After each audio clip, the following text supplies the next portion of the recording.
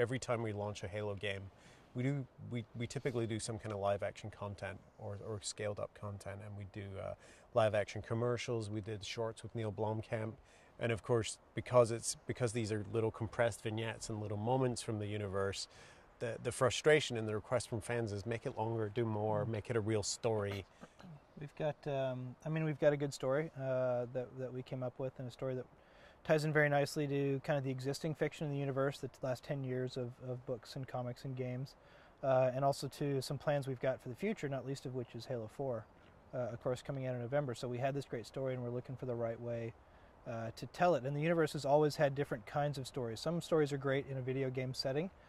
Some stories are great in a novel or in a comic or animation. And this is one that offered, especially with the kind of the emotional beats of this story, that seem to suggest that using real people and getting some real faces. We spent a lot of time trying to figure out how do you take advantage of the things you can do in live action that you can't do in a game, and one of those is kind of a sense of scale, right, and weight and size. Yeah. When the Chief shows up, you're not mistaken as to who it is. It's a massive series. Halo 4 Forward Unto Dawn is it's a story about a group of cadets at a military academy. They're kind of the children of the elite of the United States, or pardon me, United Nations Space Command, kind of the military, ruling military body at the time.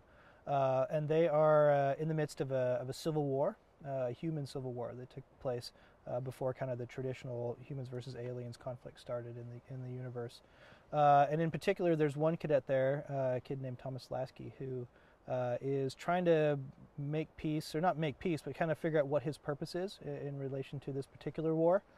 His role, whether he wants to fight this war, whether he's capable of fighting this war, and him kind of finding himself. You get to know a number of the other cadets, his friends, that help him learn more about himself, and they're all going through this together. And then, not a huge spoiler, but things change very dramatically for them as the beginning of the Human Covenant War starts up. And so it's the voyage of this one cadet and his friends trying to figure out themselves, and then figure out how to survive in a very violently changed world. Of course, they need, even the ones who are in it for the long term, even the ones who want this to be their career, they're going to need help, and they're going to need inspiration, and that luckily for them arrives in the form of Master Chief. But it's a big thing, is like you can't reveal the Master Chief's face because that might break some of the illusion that players have that they're the hero and so on. The actor we cast is a guy called Daniel Cudmore.